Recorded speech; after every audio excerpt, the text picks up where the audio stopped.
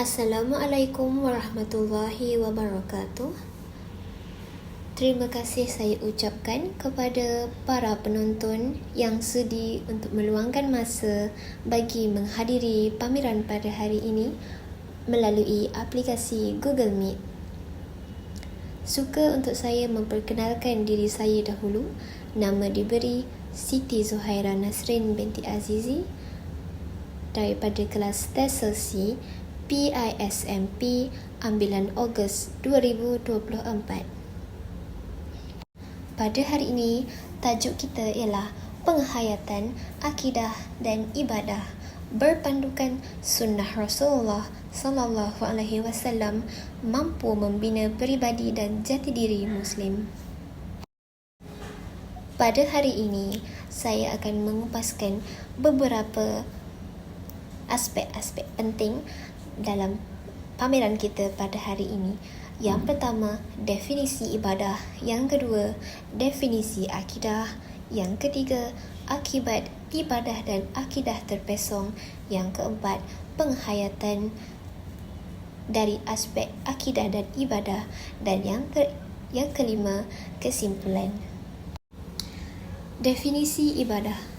Dari segi bahasa, kata ibadah merupakan bentuk masdar dan kata kerja abada yang secara harfiah bererti tindakan peribadatan atau penghambaan. Manakala dari segi agama, ibadah adalah bentuk penghambaan manusia kepada Tuhan yang diwujudkan melalui ketaatan, kepatuhan dan pengabdian. Dalam Islam, ibadah bererti segala aktiviti atau perbuatan yang dilakukan dengan niat mencari keredaan Allah serta mengikuti tuntutan syariatnya. Yang seterusnya, definisi akidah. Dari segi bahasa, akidah berasal dari kata Arab aqada yang bererti mengikat, mengukuhkan atau mengikat sesuatu dengan kuat. Kata aqad juga bererti ikatan atau perjanjian. Dari segi istilah, akidah adalah keyakinan yang kukuh dan pasti yang dipegang oleh seorang Muslim mengenai hal-hal mendasar dalam agama seperti keyakinan tentang keberadaan, keesaan dan sifat-sifat Allah, malaikat, kitab-kitab suci, rasul-rasul, hari kiamat serta takdir baik dan buruk. Antara contoh ibadah adalah solat 5 waktu. Solatlah sebagaimana kamu melihat aku solat. Hadis riwayat Al-Bukhari. Yang kedua, puasa. Puasa mengajar kita erti kesabaran dan bersyukur serta bersederhana. Yang ketiga, zakat. Jika mereka mematuhi perkara itu, zakat ke atas mereka yang diambil daripada orang kaya lalu diagih-agihkan kepada orang fakir di kalangan mereka. Dan yang keempat, sedekah mampu untuk menimbulkan rasa bersyukur ke atas rezeki yang sedia ada ataupun rezeki yang telah dikurniakan kepada kita oleh Allah Subhanahu Wa Taala. Seterusnya tentang akidah. Dengan adanya akidah, ia mampu melahirkan rasa sentiasa menjaga hubungan dengan Allah dan mengikuti sunnah Rasulullah. Selain itu, pegangan Islam seseorang itu akan runtuh jika akidah terpesong, mempunyai jati diri yang lemah dan mudah terpengaruh dengan perkara negatif.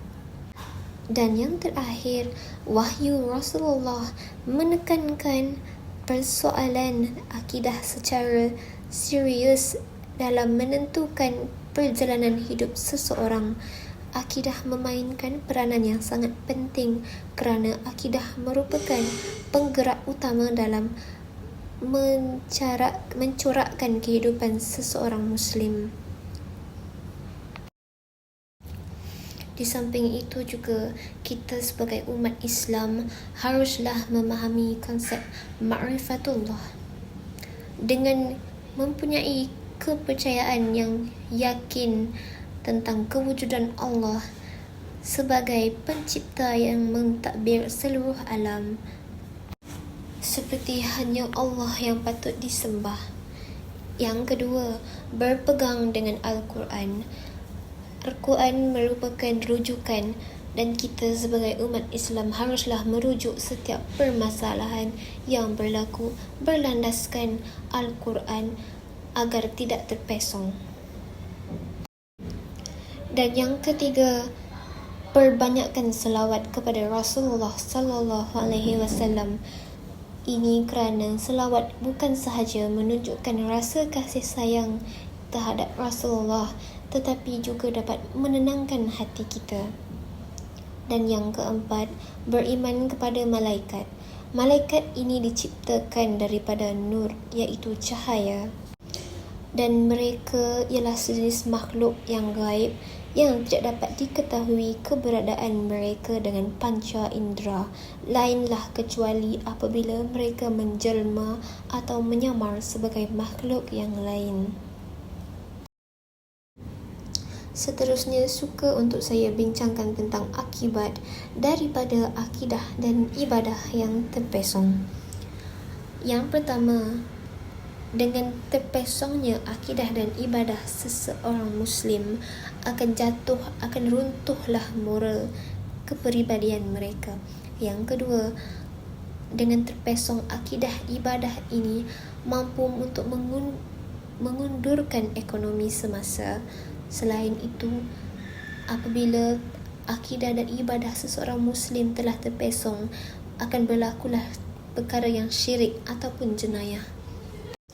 Dan yang terakhir sekali, akibat daripada akidah dan ibadah seseorang Muslim apabila terpesong, seseorang itu akan menghadapi pelbagai masalah mahupun secara kecil-kecilan ataupun besar-besaran. Dan kini kita sudah berada di akhir penghujung pameran secara maya pada hari ini. Izinkan saya membuat kesimpulan ke atas apa yang telah saya mengemukakan pada hari ini.